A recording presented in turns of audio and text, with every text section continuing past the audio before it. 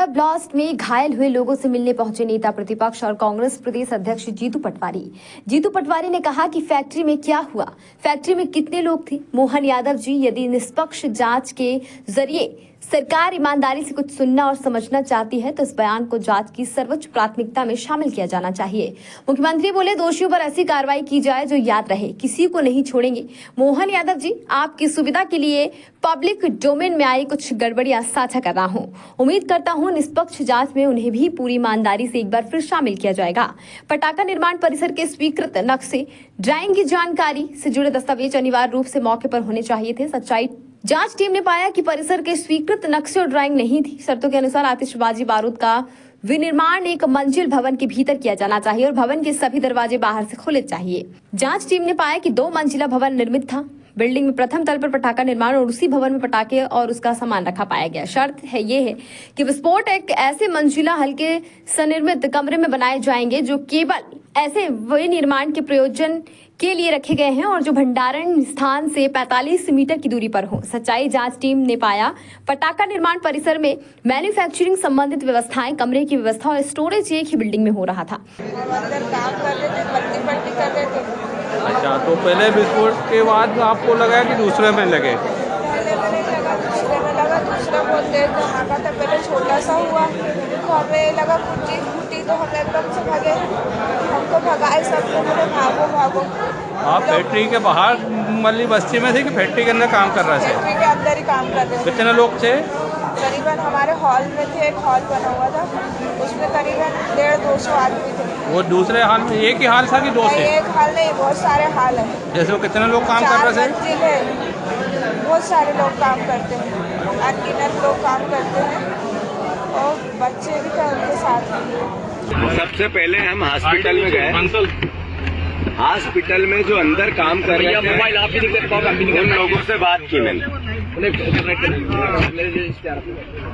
जो घायल है उनका प्रत्यक्षदर्शियों का कहना है कि यहाँ 400 से 600 लोगों तक काम करते थे। लोकल लोग थे 100, 150, 200, बाकी 300-400 लोग बाहर से आते थे, अलग अलग जिलों से आते थे, अलग अलग जगह से आते थे। और खासकर सारे 80% लोग दलित समाज और हमारे ST/SC के थे। 70% लोग उस तरीके के लोगों ने आइडेंटिफाई करे कि कोई झाबुआ से आ रहा है, कोई पीछे खंडवा से आ रहा है, मतलब आदिवासी समाज के परिवार के लोग ज्यादा थे। अल्टीमेटली जहाँ 500-600 लोग काम कर रहे हो, कम भी होंगे, 400 होंगे, तब भी एक बेसमेंट था नीचे। बेसमेंट में 100 लोगों से ऊपर, 150 लोगों से ऊपर काम करते थे।